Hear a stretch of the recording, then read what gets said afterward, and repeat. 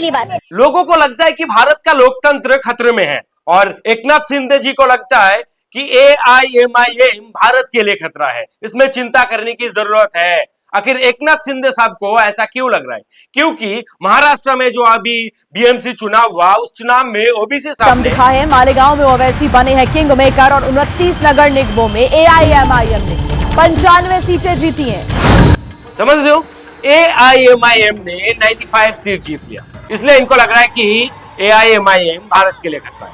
और इधर गोदी मीडिया क्या कह रहा है? ये देवेंद्र फडणवीस ने इस बार करके दिखाया है। 25 साल के बाद शिवसेना को, उद्धव सेना को मुझे कहना चाहिए, सत्ता से बाहर किया और बृहन मुंबई में बीजेपी को लाके स्थापित किया। बीजेपी का मेयर होने वाला है। आपकी पहली प्रतिक्रिया ये गोदी मीडिया का ऐसे उछलते हुए देख के मुझे तो ये लग रहा है कि भारत का लोकतंत्र खतरे में नहीं है, भारत का लोकतंत्र खत्म हो चुका है।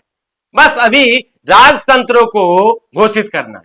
मैं ऐसा क्यों कह रहा हूं? देखो, अभी जो महाराष्ट्र में चुनाव हुआ, इस चुनाव में इतना सारा चीजें सामने आया सोशल मीडिया के जरिए। उन सब चीजों पे ये गोदी मीडिया बात नहीं कर रहा है।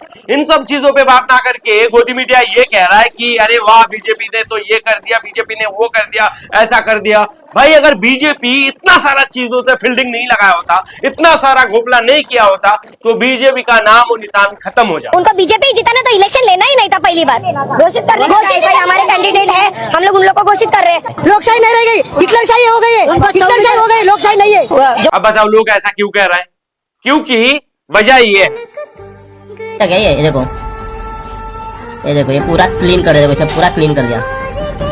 अगर इसका मतलब क्या है, यानी आप लोग दिखा आराम से दिखा, ये देखो पूरा।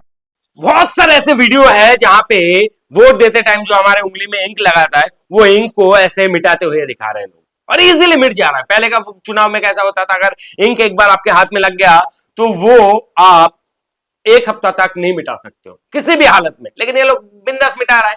और ये मिटाते हुए देख के मेरा एक दोस्त ये कह रहा है कि भाई ठीक है ना, इंक ही मिटा रहा है ना, उसमें क्या टेंशन है, उसमें क्या दिक्कत है।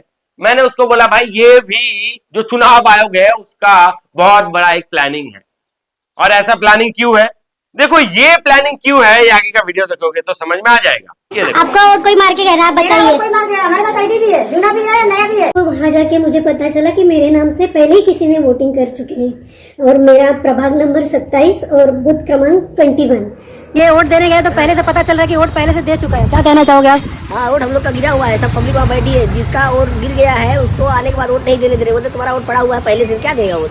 वो बता, पुलिस बुलाऊंगा, बुला जिसको बुलाने को बुला, क्या डरता होगा? चोरी किया आणि इथे मला कळतं की माझं आधीच मतदान झालेलं आहे। आता माझं मतदान कोणत्या पक्षाला गेले ते मला कोणी केले ते पण इथे कोण सांगायला तयार नाहीये। मला ये जितने भी लोग हैं, मेरा वोटिंग आईडी पे मैंने वोट दिया नहीं है और ये मेरा वोट उन्होंने बोला कि आपके नाम पे ऑलरेडी किसी ने वोट डाल चुका है। ऐसे कैसे कोई वोट डाल दिया मेरे नाम पर? मतलब आप यहाँ पर आए, उन्होंने बोला कि आपका वोट हो चुका है, लेकिन आपने वोट नहीं किया। नहीं किया।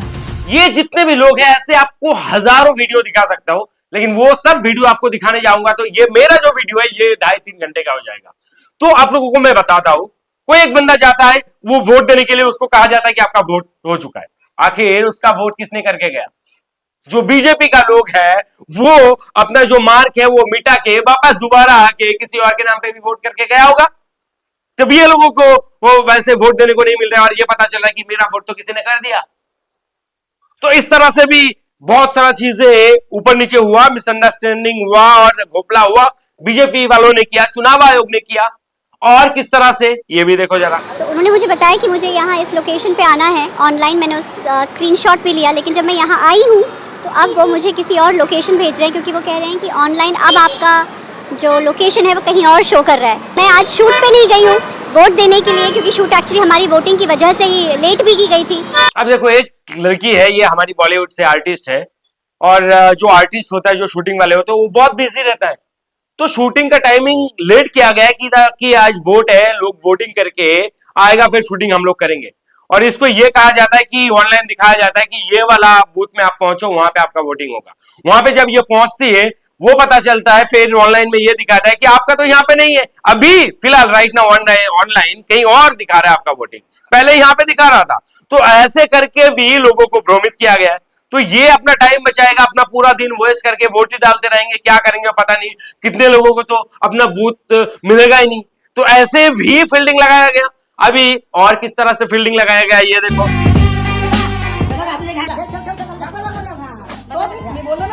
पैसे वाटतो चुनाव से पहले लोग इस तरह से पैसा बांट रहे हैं, ये तो कानूनन जुल्म है, ऐसा कर ही नहीं सकते आप कि पैसा देके लोगों को आप वोट खरीदो।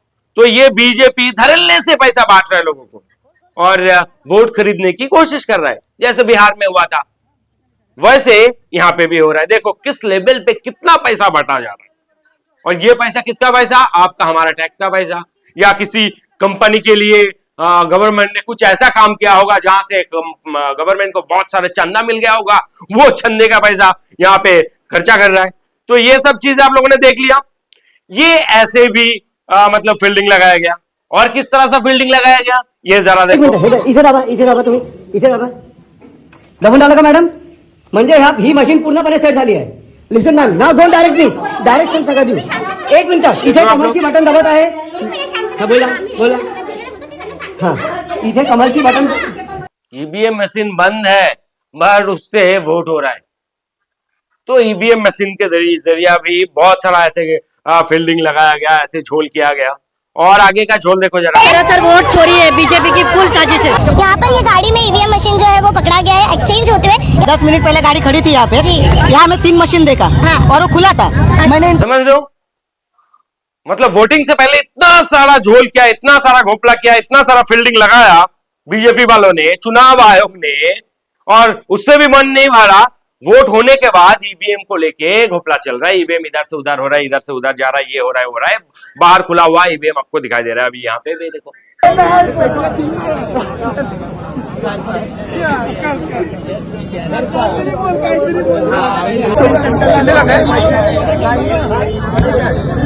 देखा आप लोगों ने? तो ये सब वीडियो देख के आप लोगों को क्या समझ में आया? मुझे तो भाई इतना ही समझ में आया कि कुछ भी हो जाए, कुछ भी करना पड़े, क्या भी करना पड़े, किसी को मर्डर करना पड़े या वोट का झोल करना पड़े, किसी भी हालत में बीजेपी को जीतना है। और ये चुनाव आयोग भी चाहता है, और जो बूथिंग लेवल पे काम कर रहा है चुनाव आयोग का बहुत सारे एजेंट है जो बीजेपी के लिए ही काम कर रहा है। और इतना सारा चीज करने के बाद तब जाके बीजेपी को ये स्थान मिला, इतना सीटें मिला। और बीजेपी के लिए मेन टारगेट कौन था? चुनाव आयोग और बीजेपी वालों ने मेन फील्डिंग लगाया था शिवसेना और कांग्रेस के लिए। इनको लगा कि एआईएमआईएम क्या ही कर लेगा, लेकिन बीच में से एआईएमआईएम बाजी मार लिया और शिवसेना का पत्ता गोल, कांग्रेस का पत्ता गोल, हालांकि उनको भी थोड़ा बहुत सीट मिला। तो आप सोचो, इतना सारा फील्डिंग लगाने के बाद, इतना सारा झोल करने के बाद, इतना सारा करप्शन करने के बाद जाके बीजेपी को इतना सीट मिला, ये जीत हासिल हुआ। अगर निष्पक्ष तरीके से वोटिंग हुआ होता तो आप ही सोचो बीजेपी कहां रहा होता, बीजेपी सफाई हो गया होता। इसलिए मैं ये कहता हूं, ये जो गोदी मीडिया खुश होकर चिल्ला चिल्ला के ये कह रहे ऐसे हो गया वाह, वैसे हो गया वाह, ये हो गया वाह, ये गोदी मीडिया, ये जो सोशल मीडिया में बहुत सारे फैक्ट वाला वीडियो सामने वायरल हो रहा है, इन वीडियो में बात नहीं कर रहा है, इन सब चीजों में बता नहीं रहा है कि भाई चुनाव आयोग क्या कर रहा है। इस लेवल पे अगर आपको चुनाव कराना है तो मतलब ही नहीं है चुनाव कराने की। अब ये कह दो कि भाई चुनाव नहीं होगा, हम सबको पीट पाट के हम ही सत्ता में बैठ जाएंगे और लोकतंत्र खत्म करके राजतंत्र चालू कर देंगे। और आप लोगों को पता है इसके बाद जो बंगाल में चुनाव होने वाला है उसके लिए कितने टाइम पहले से फील्डिंग लग रहा है। बंगाल के लिए भी आप लोगों को बताऊंगा मैं नेक्स्ट वीडियो में। बहुत सारे घपले हो रहा है भाई, ये जो एसआईआर हो रहा है इसमें किस लेवल पे मुस्लिम को परेशान किया जा रहा है, किस लेवल के मुस्लिमों का वोट काटा जा रहा है, क्योंकि इनको पता है कि भाई मुस्लिम का जो 100% में से 1% वोट भी बीजेपी का नहीं है, तो सिर्फ मुस्लिम का वोट काटो फिर काम हो जाएगा, काम बन जाएगा। तो ये चीजें चल रहा है। नेक्स्ट वीडियो में मैं ग्राउंड लेवल पे बहुत सारी चीज आप लोगों के सामने लेके आऊंगा, और इस वीडियो को देख के आप लोगों को क्या लगता है, क्या सच में हमारा लोकतंत्र खतरे में है या लोकतंत्र खत्म होने जा रहा है या क्या है, और एआईएमआईएम क्या सच में देश के लिए खतरा है या फिर ये बीजेपी ये लोगों के लिए खतरा है, ये आप लोग कमेंट में जरूर बताना।